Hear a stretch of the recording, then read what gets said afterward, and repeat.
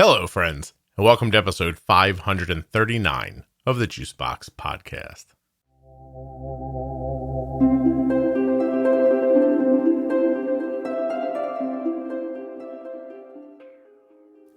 On today's show, we're going to be speaking with Shaya. She is the mother of a child with type 1 diabetes who was diagnosed while they were on a family trip to Iran. It's a really interesting story that I think you're going to enjoy. Please remember while you're listening that nothing you hear on the Juicebox Podcast should be considered advice, medical or otherwise. Please always consult a physician before making any changes to your healthcare plan or becoming bold with insulin. Have you been looking for a place to talk about diabetes online? Look no farther than the Juicebox Podcast private Facebook page. The page now boasts over 14,000 members, 10,000 plus active every day. Conversations about all kinds of topics. You're bound to find the one that you're looking for. And if you don't, it's cool. Just start your own conversation. There are plenty of people there just like you who are excited to chat and see if they can help. It's called Juicebox Podcast Type 1 Diabetes. It's on Facebook. It's completely free and private. Check it out.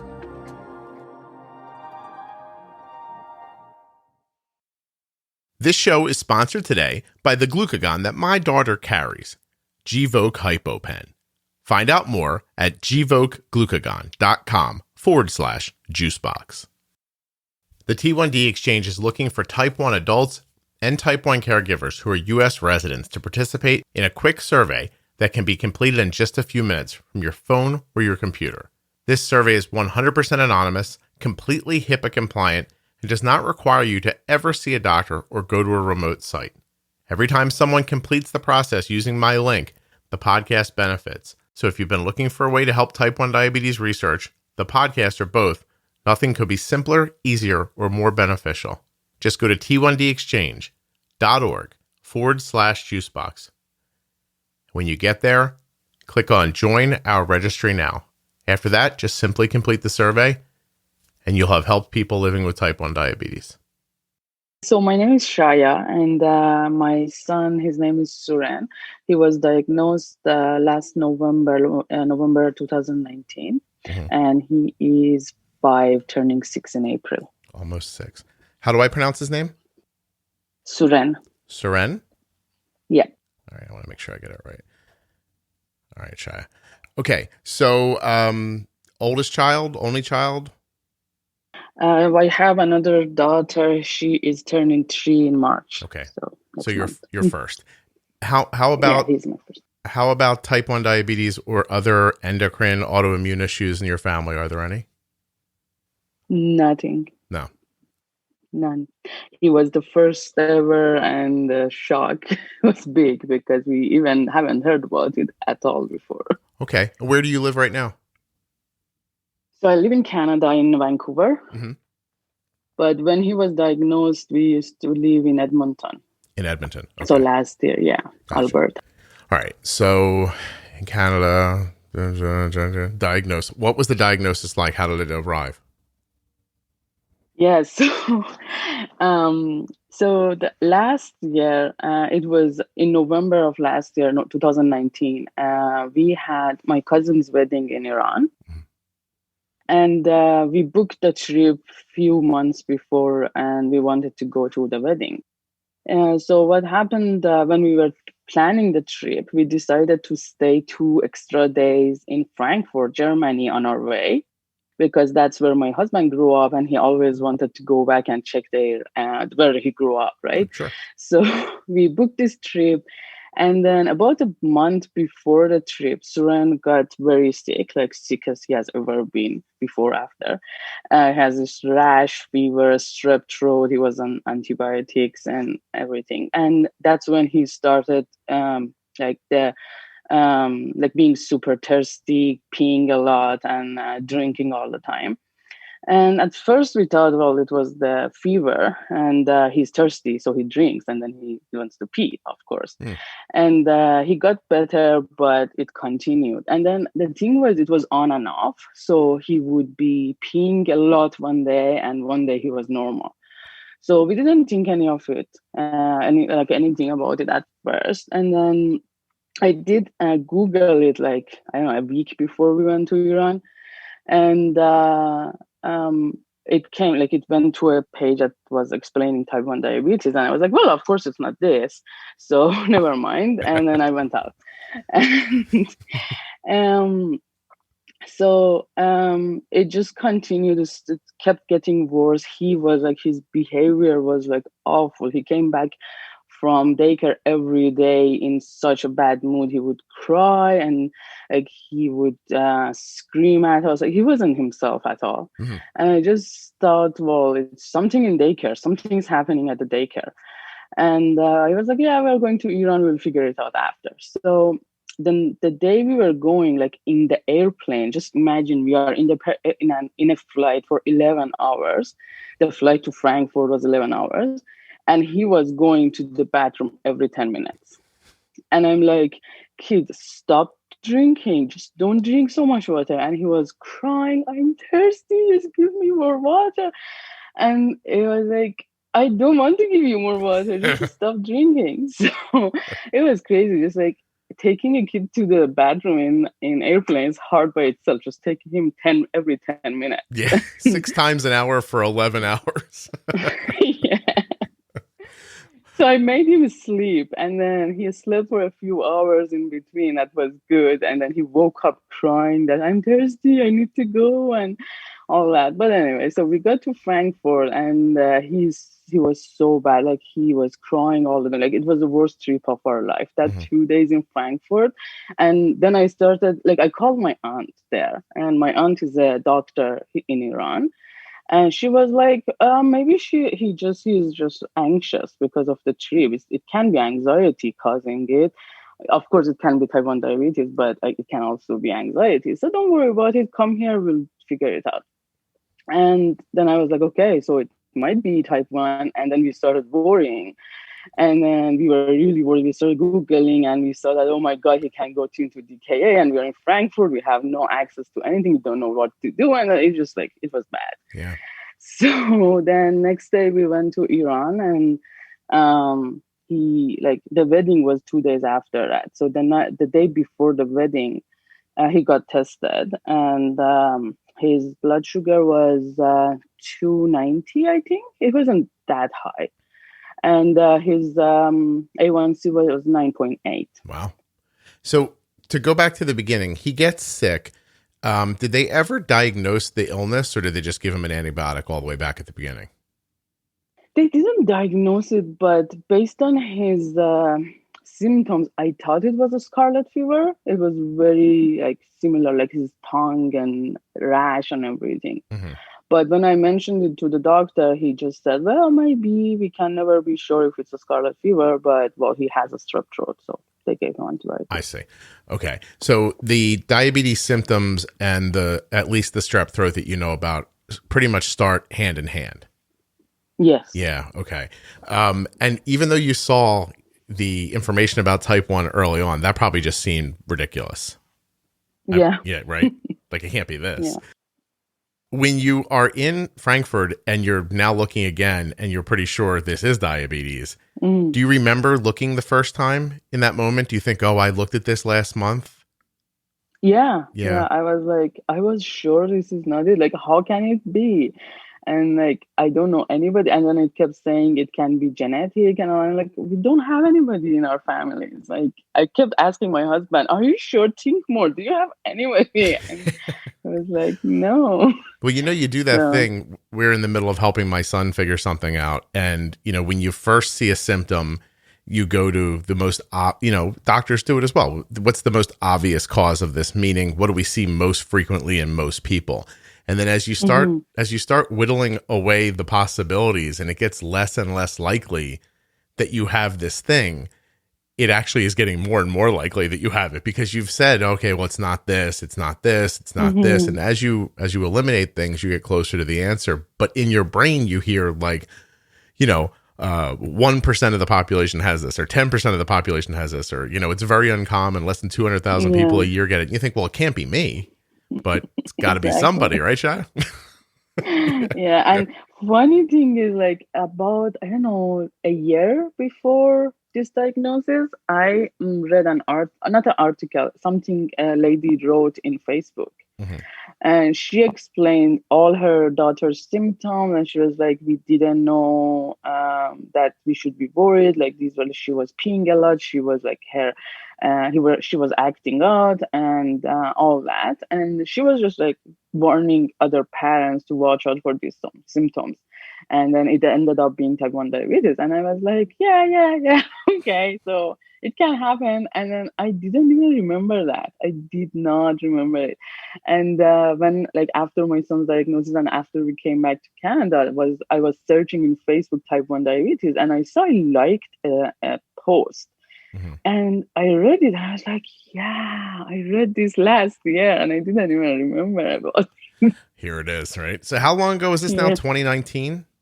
Yeah, November 2019. Okay, so you're a year and 3 months ish, like right around there. Yeah. How are things going? Not bad. I would say it's we are trying to like tighten up the range for him, but breakfasts are hard, and the school is really hard because they have very strict rules at the school, and he's in a provincial plan here. It's called NSS. So under this provincial plan, we sit with a nurse and set out the plan. And we don't have many choices there are some choices for the parent, like, do you want to give 5 grams of carbs here or 10 grams? Okay. But most of the places not like many choices. So then this plan is set out. Then the nurse goes to the school and teach the EAs that are present in the school to follow that plan, and they are not allowed to do anything outside of that plan. I see. So yes, they're very strict, and then I can't really play with things. So we try to have him eat the same breakfast every morning, give him the same amount of insulin, but then one day he goes up to 300 and it stays up there.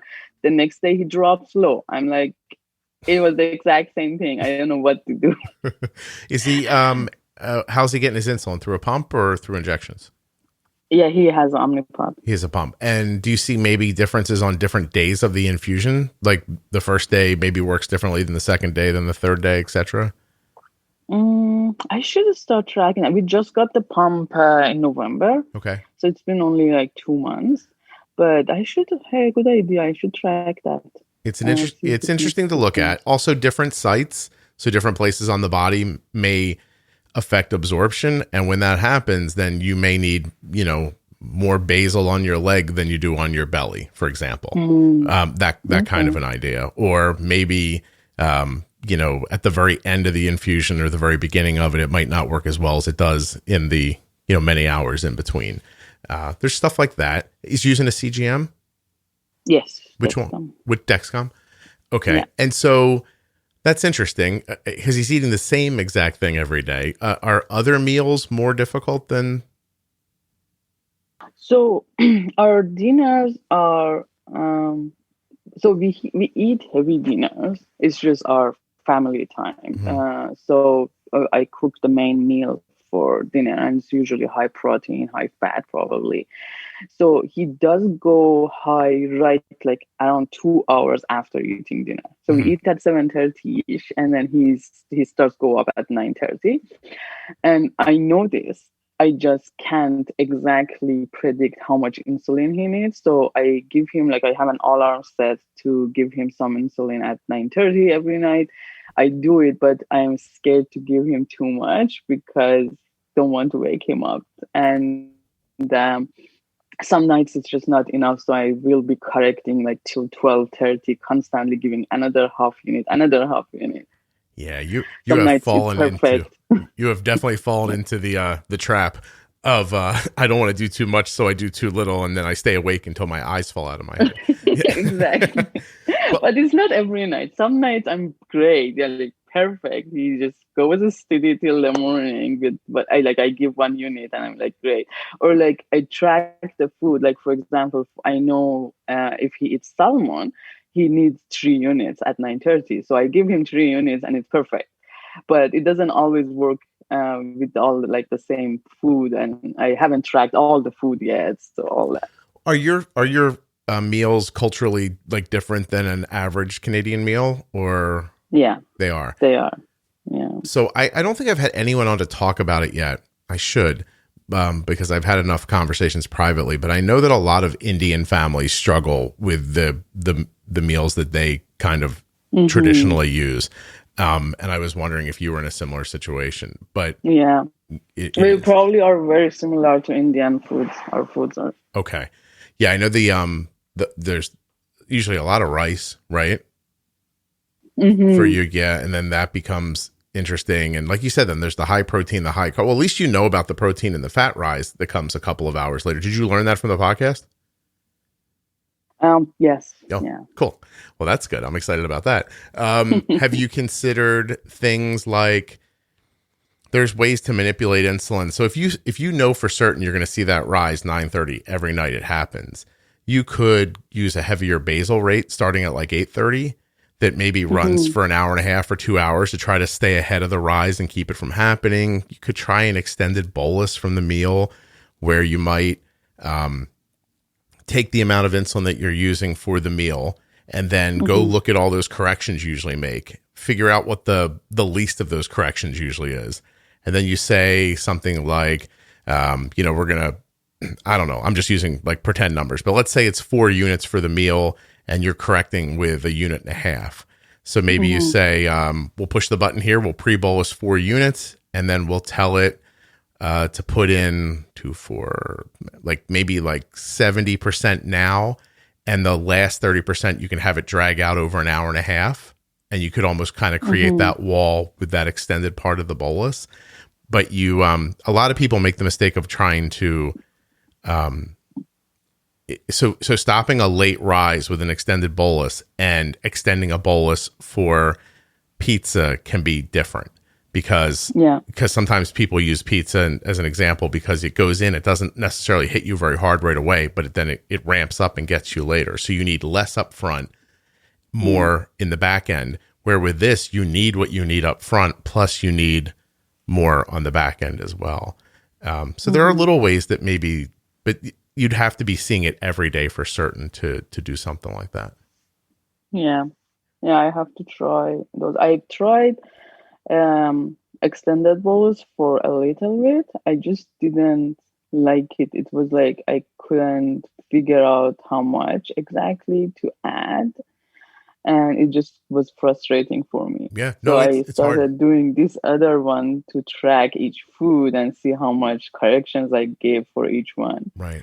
And then, but I'm still scared. So like, for example, I know we eat rice almost every night. So rice with stew. So I say, okay, so he had this much meat. And I know that that amount of meat and rice and stew probably needs 1.5 units at 9:30. But I'm scared to give it because he's sitting at like 80.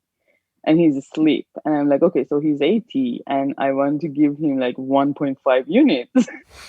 So I'm scared to do it. So I only do half. And then I end up doing another 1 unit in the next few hours. Yeah. What about, what's his basal rate an hour at that time of night? It's 0.15. Oh, how much does he weigh? Is he little? He weighs about, he's not little. He's actually a little bit and 1 second, let me see. I have his weight. I wasn't sure if you were looking for his weight or trying to find a way to call him chubby without sounding like you were calling him. I wasn't sure I wasn't certain what you were trying to do just there. So is she trying to be polite or is she looking for a number? Yeah, what does he weigh? He's not chubby, but he's like borderline, I would say, based on internet. It said you are a little bit like close to being overweight or something, but I don't think so. He doesn't look chubby at all. Yeah, so I found his weight. He was 23 kilograms. I have to convert that to pounds. I was going to say, I can do that too. 1 second. 50 pounds. Okay. Yeah. So now everybody's basal doesn't follow any strict rules, right? Like, but 0.15 for 50 pounds seems low to me. His doctor said that too. He said maybe he's still like honeymooning. That's why it's low. Okay. All right. So then that was my next question. Like, are you possibly getting help from the pancreas once in a while or not? So can I ask what's his A1C? His A1C last was 6.5. 6.5. Does he have a lot of lows, like under 70? No. So it does sound like then you're probably getting some help somewhere, because I would just, like, if you made me just guess without, ever seeing anything, I'd guess that his basal was closer to, at least 0.35, somewhere up to 0.5. Oh, wow. Right. So that was my other thought, is that can you get some of that insulin that you're going to need for that 9:30 rise in a basal rate? Like, instead of the basal being 0.15, maybe 8:30, 9:30, 10 o'clock in that hour and a half there. Like, what if you made it more like, like 0.4 an hour or something like that, and then got that insulin you're going to need, but you still were spreading it out a little bit, so that if you decide you don't need it, you can just like stop the temp basal rate, and then you haven't injected a whole bunch, and then you don't need it. Right. Does that make Good sense? idea. Yeah. No, got it. Yeah, Okay. I think you're just looking for ways to manipulate the insulin to do what you want it to do and be where you need it to be. Yeah. Do you have trouble with other foods? Like, when you, like, if you go like do something that's out of the ordinary in food, do you do better with the bolusing? Gvoke HypoPen has no visible needle and is the first pre-mixed auto-injector of glucagon for very low blood sugar in adults and kids with diabetes, ages 2 and above. Not only is Gvoke HypoPen simple to administer, but it's simple to learn more about. All you have to do is go to gvokeglucagon.com/juicebox. Gvoke shouldn't be used in patients with insulinoma or pheochromocytoma.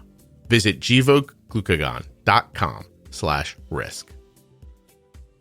Couple things. Don't forget the T1D Exchange, t1dexchange.org/juicebox.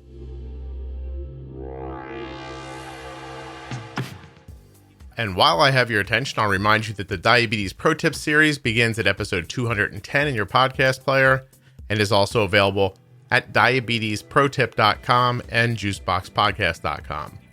Also at Juicebox Podcast, you'll find the series of How We Eat, Defining Diabetes, After Dark, and more.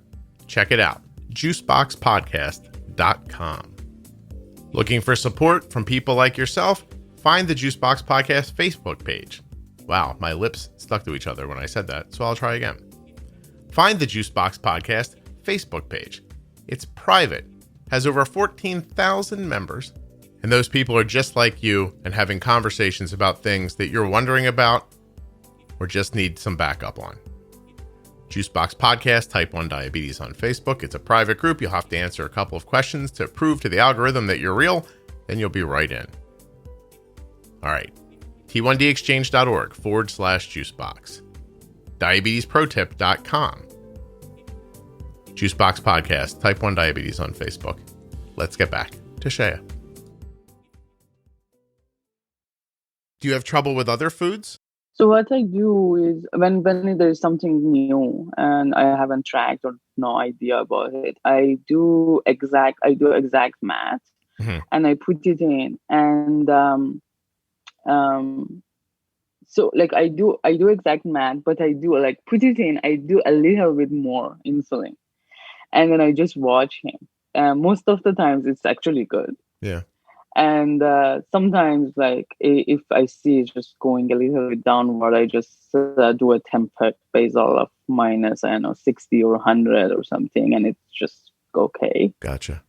Yeah, that sounds like the way I Yeah. think about it.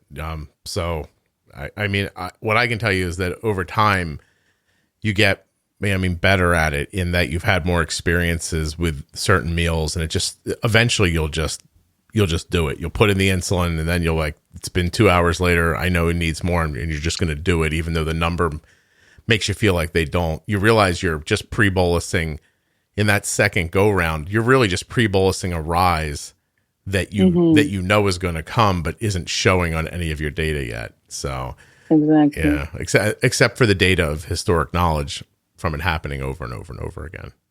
So Yeah, no, it happens every night. Like it's just it. Not I haven't had a night it doesn't happen. so why are you scared to do something?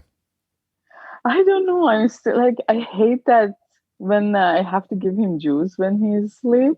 He turns like he gets so like he jumps out and he usually like hit my hand and then the juice drinks all over him and it's just like crazy when I want to give him juice. So I hate it. Did you ever? Have you ever put the juice? Wait, I'm sure this has happened to everybody, but you put the straw in and it creates some sort of a suction and the juice just starts running out of the straw and you can't stop it. Has you ever had that happen? Yeah. And it's dark and it's hitting you in the feet. And you're like, you gotta be kidding me. And then, you know, like you get it cleaned up as much as you can. And then I'll like, I'll say like, Arden, you know, you have to have a little juice. And I'll reach over. And if a drop of it should touch her anywhere, she's like, oh, you're spilling it. I'm not spilling it. Gravity is spilling it. Leave me alone. But no, so I understand your desire not to give him juice, and I don't want you to either. But what I'm saying is, if it's proved it out this many times, you're just ignoring reality if you're doing that. Like you're literally letting your fear stop you from stopping something you know is going to happen in favor of something that might happen, but that you don't think will happen. And that was not English, but you know what I mean? So go for it one night. It's Friday night tonight. Try it. Okay. Yeah. Just go for it. I mean, what's the worst thing? He drinks a little juice and you don't do as much the next time. Yeah, no, that's true. And I tell myself every night, like last night, was one of those nights. I'm like, I'm giving him half a unit. I know he needs more, and it's going to cause me so much joy. I was up to 2 last night. I was like, just give him 1 unit and just be done with it. But I have to start. Are you self-flagellating? Are you torturing yourself on purpose, or maybe?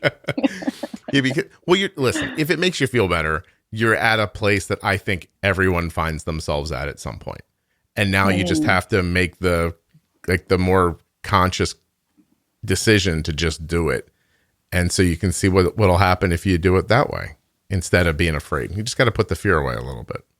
Yeah.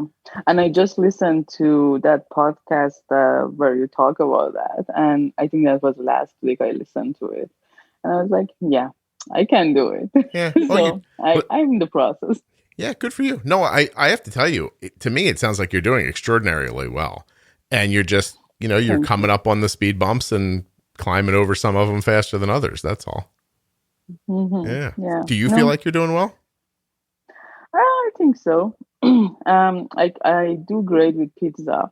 He loves pizza, and we do have pizza night once a week. And I'm great at it now. So, I get I'm proud of myself for just those small moments of victories. Oh, I know. And we got a lot of compliment from his doctor on our last visit. It was like, you are one of the few patients I have doing this good. You're like 80% in range, and like he was happy. So, I'm glad. No, it really does sound to me like you're doing well. So I would be thrilled. Are you kidding me? Every time I get something right, I just like take a half a second in my head to be like, yeah, I got that. Yeah, exactly. But then once it starts showing it to me over and over again, then you got to just trust that it's going to happen, I guess. But you'll get that part. Mm-hmm. So I guess I want to, I know we're jumping around, but I'd like to know what happened. So was he diagnosed in Iran? Yes. So that is a story for itself. Like, so yeah, we were in Iran, and so his blood sugar. So my aunt is a doctor, I said, and her husband has a lab in Iran. He's also a doctor, and he has a lab. So he went to his lab and they gave us the result right away. And my aunt was like, I don't know any endo, like pediatrician endo here in Iran, in like our city. So let me call around. And she couldn't find anybody. And she just went online, Googled it, and found a doctor. And she booked an appointment for us right away. So we went to her office and she was like rude. And it was like, like you just got diagnosed, nobody knows anything around you. Like my aunt didn't know much, she's a gynecologist. And we got in there and she's like, your son is short and he's too thin. What's happening to him? She didn't even look at the results. And I'm like, can you look at the results, like test results? And she's like, oh my God, your son has type 1 diabetes. I'm like, yes, so I think so. And she's like, so what do you want from me? I'm like, I don't know, like tell us what to do. Yeah, you might be the one to answer that question, not me. I right now I'm working on the word of a gynecologist, so I'm in trouble. Exactly. So just tell me what to do. Like, I have no idea and I'm not home and I don't know. And Right. Yeah. so she was like, yeah, you have to, we usually just admit to the hospital for 10 days. And I'm like, we are only in Iran for 10 days. Like, I don't want to spend my 10 days in the hospital. Do you have any other options? And she's like, no, you have to be admitted. I said, okay, I want to go back to Canada. How can I go back? And she said, well, I can give you some insulin. You give it to him like 3 times a day, 1 unit, just like that. And we'd like breakfast, dinner, lunch and dinner and go back. So I came home crying. And like we were crying, my husband and I were taking turns. One of us would play with Suran and the other one cry, and then we switch. So we got home to my aunt's house, and my uncle was home, who has the lab, and he was like, don't even think about going back to Canada. It's a 24-hour trip. You don't know how he will react to the insulin. He might be very sensitive to it. So you don't want to risk that. Just don't even think about it. Yeah. So it was just bad. And my grandparents were crying and everybody was crying in the room. And it was the wedding night, right? So everybody should be happy and it's a wedding and then we are all crying. And so my aunt called her best friend, and her best friend is a head of a pediatrician hospital in Iran. Mm-hmm. So she called her and she was like, okay, what do we do? And she said, don't bring him here because we don't have endos full time at the hospital. Just take him to a general hospital. So in Iran, the hospitals are like general public for people who can't afford to go to private hospitals. Mm-hmm. So the children's hospital that we first wanted to go to is a private hospital, which is like really good. It's like the hospitals here. And then the public ones are just like only people who can't afford to go to private will go there. And it's not like very good. But we didn't have any choices really. And they said it's just the best option for you because they have full-time endos there. So we got there. They admitted us right away, and because my aunt called and everything, so it was good. We got admitted, but they said we don't have any beds, so we had to stay in the ER for 2 days. And then they kept saying we can't give him insulin here. He has to be like admitted to the room to give him insulin. I was like, the doctor said we would give him. He was still at like 300. And they would say, no, we can't do it here. He has to be admitted to the room. Then they will start it. They gave him one IV at the beginning, but that was it. Yeah. So we were like mad, and then we were fighting with them. It was just bad. And you are not home. You didn't even know. Like he was hungry. You know how they are hungry at the beginning after diagnosis. He was constantly hungry, and he kept saying, "I want this specific food." He wanted a chicken kebab, and it's 1 a.m. And where do you get chicken kebab at 1 a.m.? So we called my mother-in-law and we were like, just find, is there a restaurant open? You can buy chicken kebab. And then 1 a.m. they started making him chicken kebab. Oh, that's lovely. You found somebody to make it for him. Sorry, but I didn't hear what you said. I'm said it's lovely that you got somebody to make it for him. Oh, yeah. I have a Yeah, question for sure. though. So Mm-hmm. you're living in Canada, but I'm assuming you at some point lived in Iran. Yeah, about 15 years I ago. was going to say, how long ago was it? So do you feel like when you're there, do you feel like a foreigner at this point? I don't feel like a foreigner, but I still feel like I have a different culture. My Okay. culture right now it's more Canadian than Iranian, hmm but I still lived there for 20 years of my life. Okay. So you're not a complete fish out of water while you're there. You just have a different No, perspective. Okay. So I was yeah. just trying to figure out if you didn't like if you had never known or how to like traverse the system there, or if it was Mm. just the system itself doesn't lend itself well to this problem. I actually looked before you came on, and I went all the way back to as far as I can go in some of my data, like back to 2017, and I looked Mm-hmm. collectively, and the podcast is way more popular in Saudi Arabia, Egypt, and in that part of the world. Like those are the most popular places. It's downloaded in Iran, it's downloaded in Iraq, it's downloaded in Afghanistan, in Pakistan. It's really popular in India, Mm-hmm. more so than Saudi. But I didn't know if it was just like not.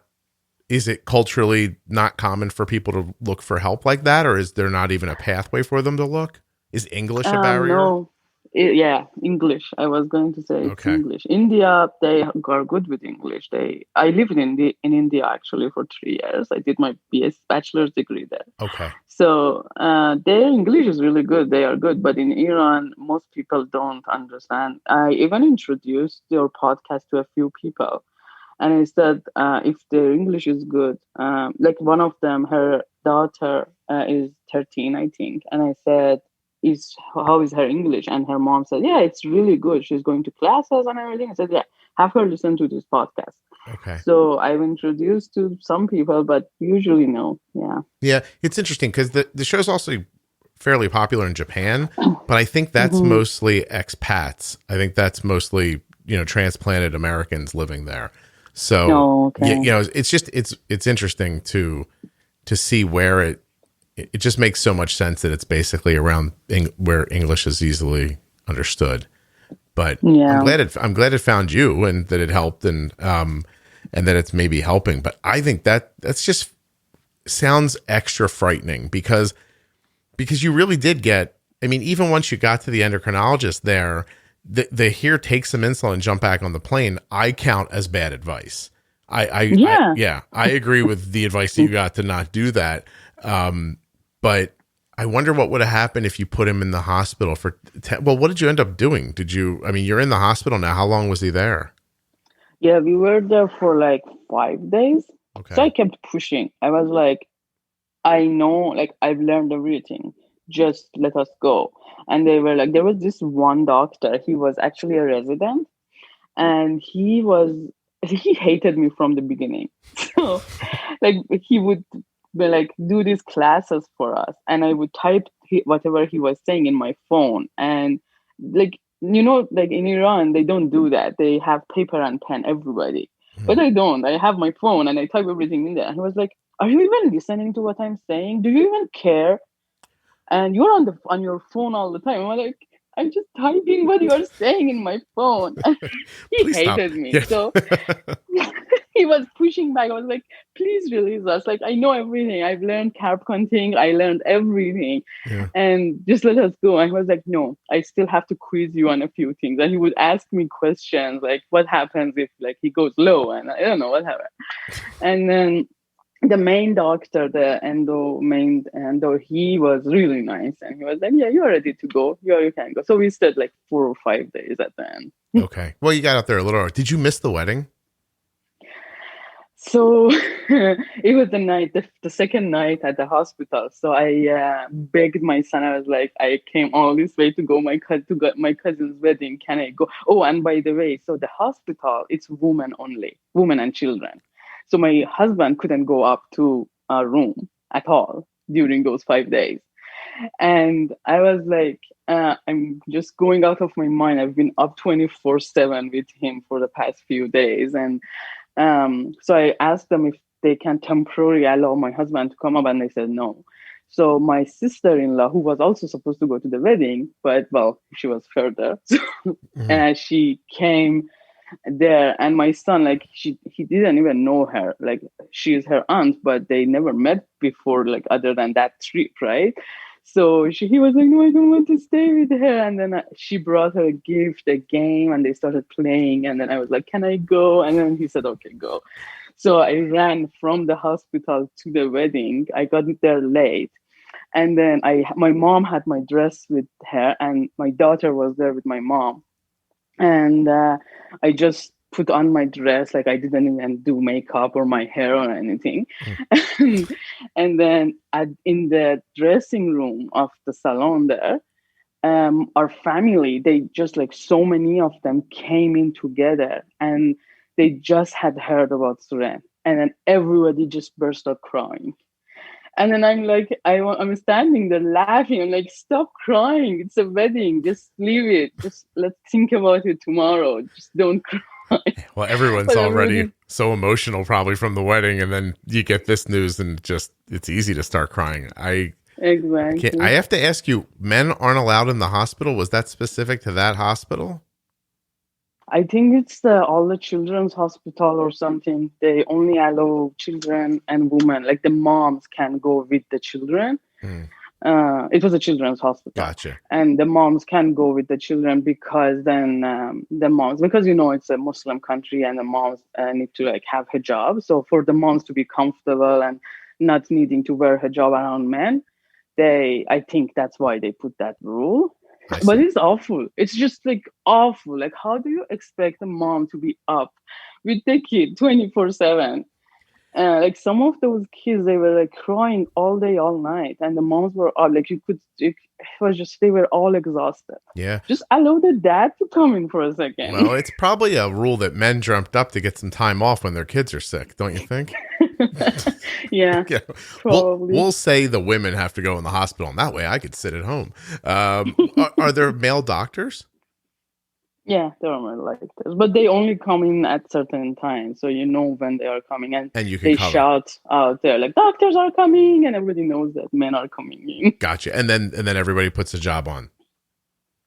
Yeah, well, they don't remove them. Nobody removes the hijab. Oh, I see. Like I didn't wear my hijab, and nobody cared really. But the people who care, they don't remove them. It's just that they are more comfortable, I think. I see. Okay. No, I didn't want to cruise over it without getting an explanation because I didn't understand completely. Yeah. It's just a totally different culture. Like even when I went to pay for the hospital, the cashier there, he was like, so the currency there is like really high. So he's like, it's 3 million riyals you have to pay. I'm like, yeah, I know. He's like, do you want to call your husband? I'm like, no, just take it from my card. He's like, does he need to sign? I'm like, no, just take it from my card. I can pay. Back in Canada, I buy bagels all by myself. Just so you... So that's, yeah. So, oh, wow. Don't you need your husband to sign? Oh, it's like 1950s America, except still worse than that. Yeah. Oh, we won't talk to her. We'll wait till the decision maker shows up. Exactly. Yeah. And it's not like that everywhere, but afterward I thought, as I said, it's just a public hospital. Mm-hmm. And usually people who go there are like that. Like they are in poor families who only the husband is the breadwinner and not even like good money. And it's like that usually. And so it's the culture of the hospital, I would say, not Iran. It's not like that everywhere. I see. That's why I was shocked too, because I was like, even in Iran, I didn't expect that. I'm like, why do you want my husband? Like, what's going to happen? Like, so many women work in Iran, so many women pay for everything. It's not like that. Well, those people would be amazed if they were in this house because I don't get to decide anything. So they'd be thrown. Hey, how many is 3 million? How does it convert to American money? What did you pay for the hospital stay? I think it came to $1,000. No, for 5 days. That's very reasonable. Yeah, Yeah, 5 days. We didn't have any insurance, nothing. So everything together came to 1,000 with the labs and everything. Because Gotcha. we came back and we claimed it here. I think that was. Wow. Well, even that's Yeah. lucky that it worked out that way, and it wasn't some massive amount of money that you couldn't come up with. That would have been even crazier. I don't even know what they would do then. For sure. That Yeah. was another reason, like, I was worried about Germany. I was like, if something happens here, I don't even know, like, where do we get the money? It's probably so much. Yeah. But in Iran, it's not that much. And neither of you are, you're a Canadian citizen, right? We are all Canadian citizens, yes. Yeah. So it's not like even somebody. Oh, wow. Well, that's terrible. I'm sorry. How was the trip home? Did you have enough understanding that the plane ride home was reasonable? Yes, the plane home was reasonable. It was just so on our way to Iran, I lost my phone in Frankfurt airport. And when I called them and they said, okay, I come grab it. It's at whatever station. And then when I went there, my daughter was sleeping on my husband's shoulders. So I said, okay, so you sit here with her and I take Suren with me to go grab my phone. I didn't know that we have to exit the transit area to do that. And I grabbed Suren without anything. So we didn't have Dexcom, of course. So I didn't take his meter, like blood glucose meter. I didn't take any snacks for her. I didn't take my credit card. I took nothing with me, just my phone. Yeah. And that's I think I wasn't experienced enough. Mm-hmm. So like you are diagnosed like, I don't know, 10 days ago. And I wasn't experienced enough in a situation to grab that bag or something for him to like have everything in it. And then we had to walk for 3 hours with him. Like Suren and I, we just couldn't find my husband when we grabbed my phone. We couldn't find him. And we went to so many different places. We could not find him. And then he started crying, saying, I'm hungry. So I'm like, okay, his blood sugar is probably low. I can't even test it. Right. And we have been walking for 3 hours, and then I don't even have my credit card to buy him anything. So I went to this food shop thingy, and the guy there was from Iran. And he said, I was like, okay, so my son is very hungry, and I need to buy him something, and I will try to pay by my phone. Because I have like my credit card on my Apple iPhone. Mm-hmm. So I'm like, I can pay with this. And it wasn't working. So the guy was really nice. He said, don't worry about it. Just take it. Let him have it. And so like we were lucky. Yeah. But it was awful. And then finally we found each other after 3 hours of walking. But otherwise, other than that, the fact that, as I said, like I feel like I wasn't experienced enough to say wherever you want to go, even if it's 5 minutes, just grab that bag with you to have snacks, to have the meter, to have what he needs. Yeah, it becomes so second nature eventually. This morning, I was up here getting ready to talk to you, and Arden came in. She's like, hey, my Dexcom needs to be replaced. And she's like, would you give me a hand with it? And I was like, yeah, sure. So I get up to walk downstairs, and my phone's just sitting on the desk. And even though now I realize her Dexcom's not working at the moment, right? It needs to be replaced. Mm-hmm. I still felt uncomfortable walking away from my phone as I walked away from it. And I looked back at it and I thought, I don't need that. She's not wearing a CGM at the moment. I don't need my phone. But as I walked away from it, it felt very, very unnatural to leave it behind.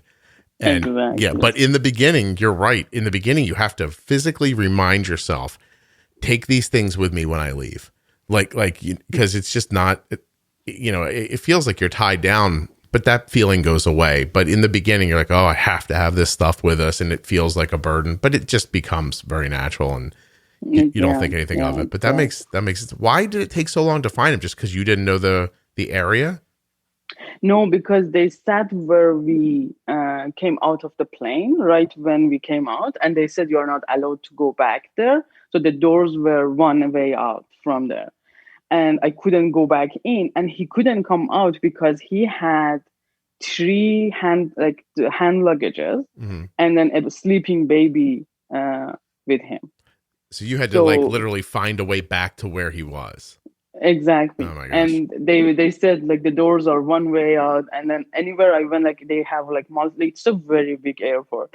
So I went to a gate to go back in, and they would say, oh, this gate wouldn't end up where you want to go.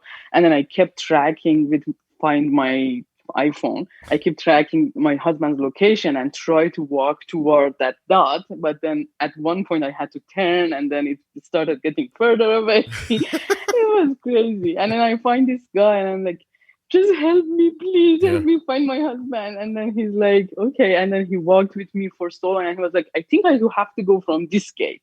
And then I got into that gate, and they were like, no, you can go from here because your ticket says gate A and this is gate B.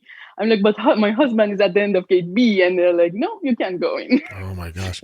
Hey, you know what? All that experience, obviously you didn't know enough about diabetes to be very worried about it. But if right now you got separated from all of Suren's gear for 3 hours, would you be panicking?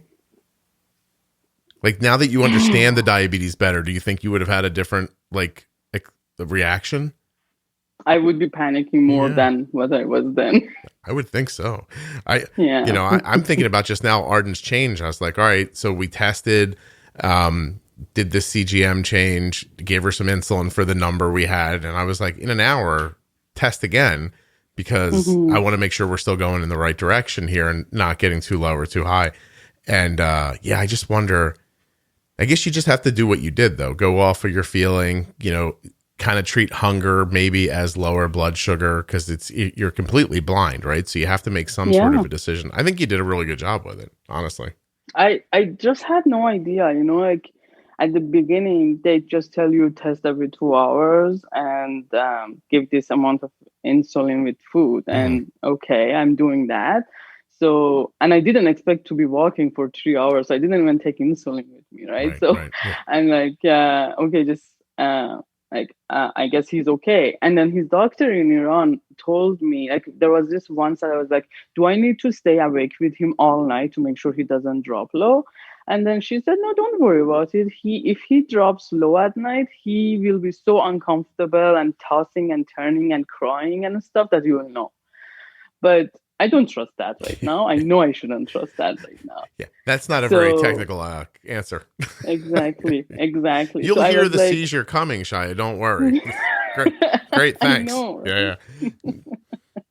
So back then I wasn't worried. I was like, if he drops low, I would probably know, right? So the doctor said so. Right. So I wasn't worried. But now I can't even imagine being 3 hours without his bag. No, that's interesting. But I mean, and somewhere in there is also a lesson that he was okay. So, you know what I mean? Like, there's a middle ground you have to find between vigilance, worry, and common sense. But you need time with diabetes to figure out the common sense part of it. Yeah. So, it's interesting. And probably when they are older, it would be easier for them to know their body and all that. You probably know that, a younger kid compared to an older kid would be easier to manage. You could at least ask them more pointed questions, you would think, and try to come to a better answer. So, is there anything that I haven't brought up that you meant to talk about? I don't want to miss anything. I don't know. It's just so one thing that I don't know if I wanted to. I was still thinking about this to bring this up or not, but I know so many people in US struggle with paying for insulin, and that's big. But in Canada, it's a lot cheaper with the provincial health plans. But then in Iran, it's crazy. I met a lot of people in the hospital. When I was there, there was, I think, 5 more kids, same age as Suren, just got diagnosed. We were going to classes together and everything. And we made a group chat, and I've been in contact with them. And I think it's probably many countries go through this. But insulin just is so expensive there for them. And then the government announced a few months ago that they want to stop importing insulin, and they just make insulin inside Iran, but it's the very old insulin called regular, I think. What's it called? I'm sorry. Regular. They're gonna take you back to regular and MPH. Yeah. Oh, that's yeah. a So hell in of a Iran, plan. so Okay. they are making that.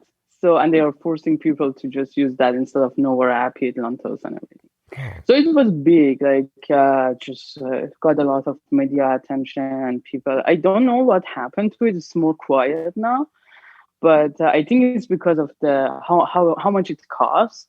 It's expensive, and they just decided let's do like create it inside Iran, but they only have access to the technology to create that. Okay. Well, I'm trying to read online. Yeah. It looks like in October it says U.S. sanctions cause acute insulin shortage in Iran. Millions of Iranians at risk for U.S. sanction. Oh, I see. There's no insulin. Oh, okay.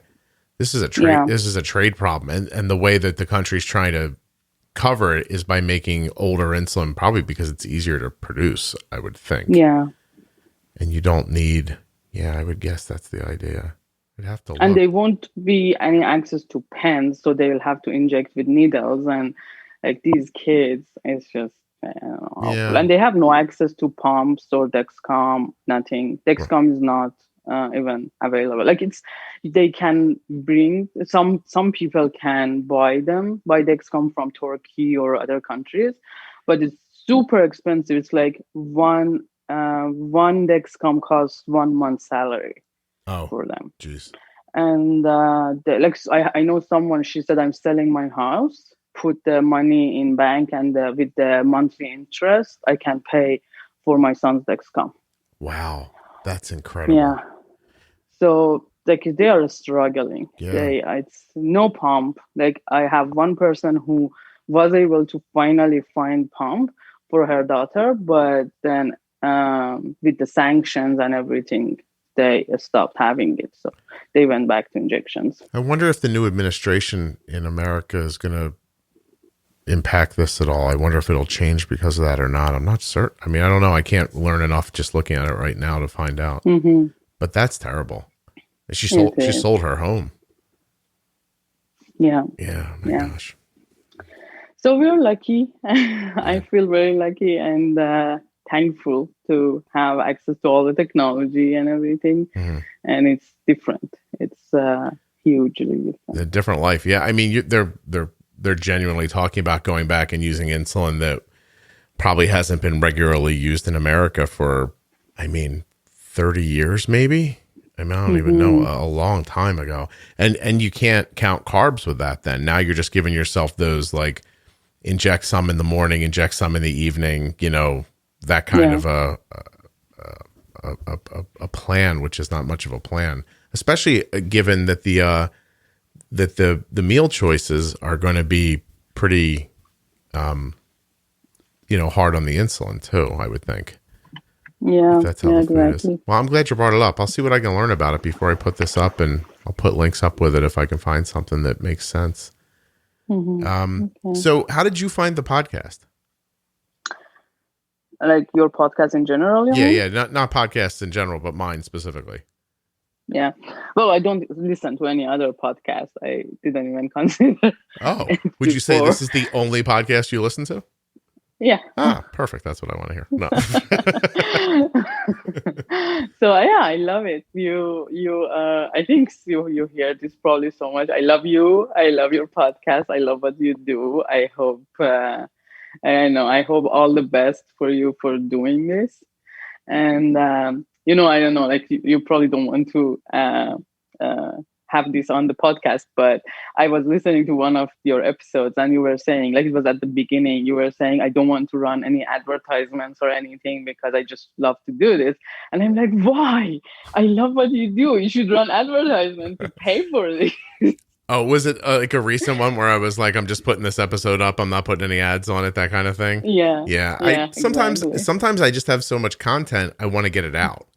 And I've satisfied the advertisers for the week, and I just will like, well, I still want to put this episode up, so I'll just put it out without ads on it, and then okay. it's just, but listen, I appreciate that. I really do. I don't have any trouble leaving it in the episode. I want to, I want to put out a good podcast, and it takes a lot of time and a lot of effort. And because of that, I did start out not taking ads. I wrote a blog for a very long time where I turned ads down constantly.